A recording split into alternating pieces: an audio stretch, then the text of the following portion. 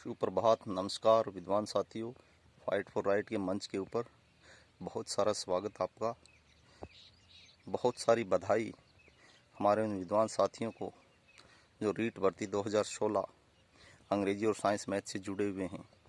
एक बहुप्रतीक्षित, एक लॉन्ग अवेटेड लीगल फाइट, और उसके साथ साथ जैसा कि हमने तय किया था कि संघर्ष को आधिकारिक स्तर पे भी, राजनीतिक स्तर पे भी, जो भी हमारे नुमाइंदे हैं, जनप्रतिनिधि हैं, उनके माध्यम से, कानूनी स्तर पे भी और मीडिया के स्तर पे भी, चारों स्तर पे इस संघर्ष को हम लगातार जारी रखेंगे। आखिरकार कल शाम को माननीय मुख्यमंत्री जी ने ट्वीट करके और उसके बाद माननीय शिक्षा मंत्री जी ने ट्वीट करके आपके इस संघर्ष पे विराम लगाते हुए आपकी झोली को खुशियों से भर दिया है। और राजस्थान के इतिहास में पहली बार सुप्रीम कोर्ट में गया हुआ मामला एसएलपी को वापस लेने का एक ऐतिहासिक और बेरोजगार हितैषी सार्थक निर्णय लेते हुए वर्तमान सरकार ने, हम बहुत ही आभारी हैं ऐसी सरकार के कि जिन्होंने समय समय पे बेरोजगारों की मांग को सुना है। वो एसएलपी जो आपकी नियुक्ति के लिए बाधा बनी हुई थी, हमारे संघर्ष को आगे बढ़ा रही थी, वो एसएलपी वापस लेने की घोषणा हो गई है और बहुत ही खुशी का अवसर है। अभी तक आप लगातार अपडेट यानी कि संघर्ष की अपडेट ले रहे थे, अब हम सब के लिए खुशी की अपडेट है। और जैसा कि शाम को सभी को पता ही चल गया था, सभी साथियों के मैसेज भी आ गए थे और हर जगह आपकी संघर्ष की चर्चा है, फाइट फॉर राइट के संघर्ष की चर्चा है। और इसके साथ ही जो छदम ग्रुप बने हुए हैं, कोई रोजगार संघ, कोई बेरोजगार संघ, जो एक एप्लीकेशन अपने लेटर हेड पे लेके जाते हैं और प्रदेश के बेरोजगारों को गुमराह करते हैं।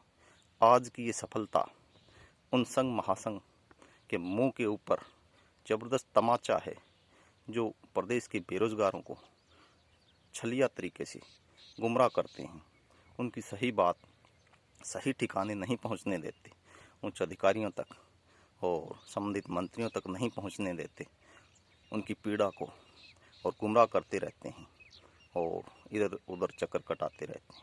कि उन लोगों के लिए, और मुझे बड़ा हास्यास्पद लगा कि उन लोगों के ट्वीट मेरे ग्रुप में किसी ने शेयर किए कि ये देखो, ये कह रहे हैं हमारा एक और संघर्ष कामयाब हुआ। तो मैं कहना चाहता हूँ उन छदम और छलिया लोगों से, इस संघर्ष में आपका क्या योगदान है? जब माननीय हाईकोर्ट में सिंगल बेंच में हम लड़ रहे थे, क्या योगदान था आपका? डबल बेंच में बड़ी चुनौती हमारे सामने थी, क्या योगदान था? आप तो वही लोग हो ना जो कहते थे कि ये भर्ती बंद हो चुकी है, हम इस पर कुछ नहीं बोलेंगे।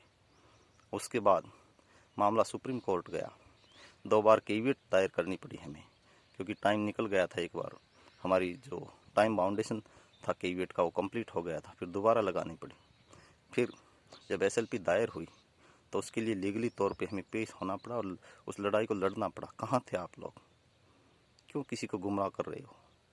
और यदि इसी प्रकार आप मदद करते हो किसी की, तो ये आपकी मदद हकीकत में मदद नहीं है, सिर्फ आप क्रेडिट लेने के लिए झूठे आश्वासन देते हो।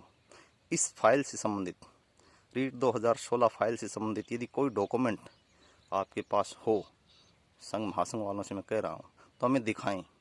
क्या प्रूफ था? आप हमारी तरफदारी किस बेस पे कर रहे थे? कौन सा प्रूफ था जो आपको हमारे फेवर में लग रहा था? सिवाय हमारे संघर्ष के कोर्ट ऑर्डर की कॉपी लिए हुए घूम रहे होंगे, इसके सिवाय तो कुछ नहीं था। 32 भर्तियों के लेटर लिखते हो आप लोग, और उनमें से कोई काम हो जाता तो कहते हमारा संघर्ष कामयाब हो गया।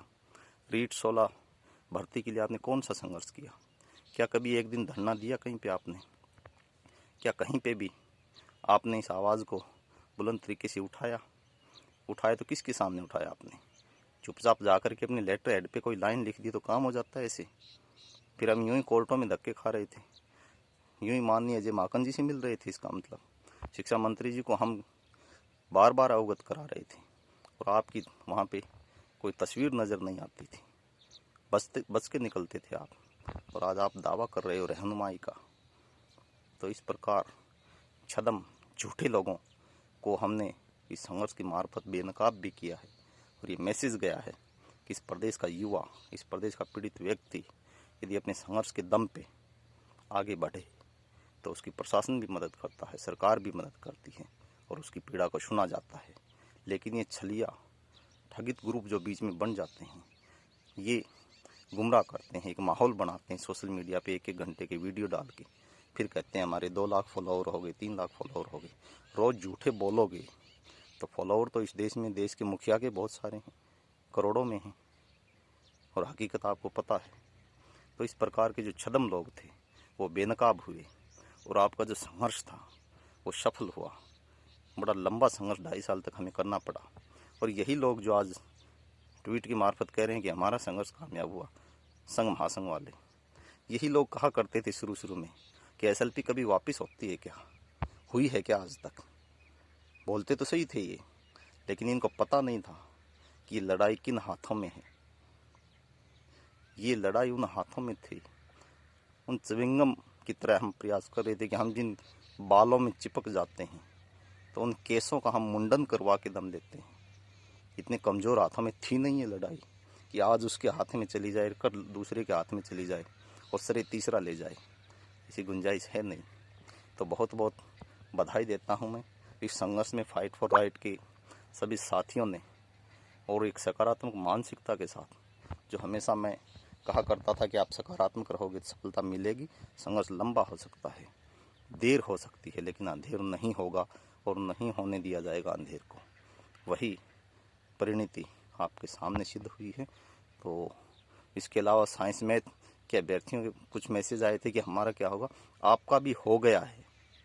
कोई लोग, कोई व्यक्ति आपको गुमराह करे तो बात अलग है। आपके कोर्ट ऑर्डर में यही है कि उर्मिला देवी के एसएलपी का जो फैसला होगा वो आप पे लागू होगा। एसएलपी वापसी का फैसला सरकार ले चुकी है, तो निश्चित तौर पे आपका मामला भी सॉर्ट आउट हो गया है।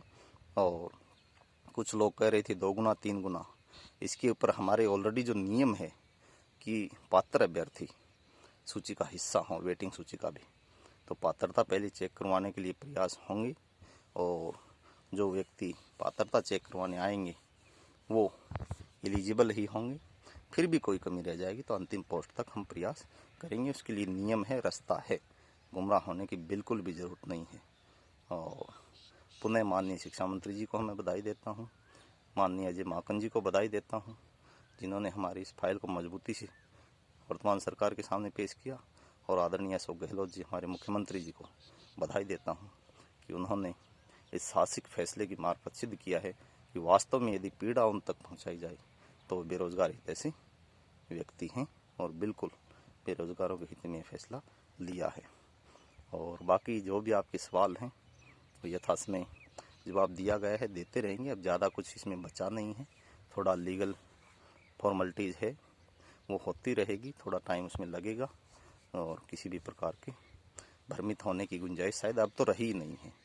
पहले भी जो फाइट फॉर राइट मूल रूप से हमने शुरू किया था 3 वर्षीय अनिवार्य अंग्रेजी डिग्री प्रकरण को लेकर के, वो आज तक भी कायम है वो संगति। उसके बाद आपकी 2nd ग्रेड 2013, इसके अलावा अनिवार्य हिंदी प्रकरण, और ये आपका वेटिंग प्रकरण साथ साथ चल रहा था, तो इसमें भी आपको सफलता मिली है। महिलाओं का भी एक प्रकरण चल रहा है, उसमें भी हम लगातार प्रयास करेंगे। तो सभी को सुप्रभात और हार्दिक बधाई। कल जिन तक मेरा मैसेज नहीं पहुंचा, आज इस मैसेज को सुनेंगे। हालांकि परसों जो ही हमें सूचना मिली थी कि माननीय मंत्री जी के सचिवालय से फाइल पास होकर के आ गई है, फिर भी हमें कल हमारे साथी को हमने भेजा कि कहीं भी कोई एक लीगल या संबंधित नियम संबंधित त्रुटि ना रह जाए, इसलिए हम लगातार अंतिम मिनट तक, जब तक सचिवालय खुला था, आपके लिए प्रयास कर रही थी हमारी टीम। और हमारे सभी साथी, सोशल मीडिया पे जिन साथियों ने सहयोग दिया है और सोशल मीडिया को एक प्लेटफॉर्म बनाया है हमारी टीम ने, उन सभी साथियों को भी बधाई। प्रिंट मीडिया, इलेक्ट्रॉनिक्स मीडिया के 28 पत्रकार लगातार हमारा सहयोग देते रहे। समय आने पर पूरी एक सेशमरणिका इसके ऊपर लिखी जाएगी और एक व्यापक प्रोग्राम होगा आपके स्वागत का। उसमें एक एक बातें दिन वाइज, घटना वाइज बताई जाएंगी। तब तक सभी विद्वान साथी, आपका पुनः धन्यवाद। फाइट फॉर राइट का ये मिशन इसी प्रकार चलता रहे और आप लगातार सफलताओं की सीढ़ी चढ़ते रहो।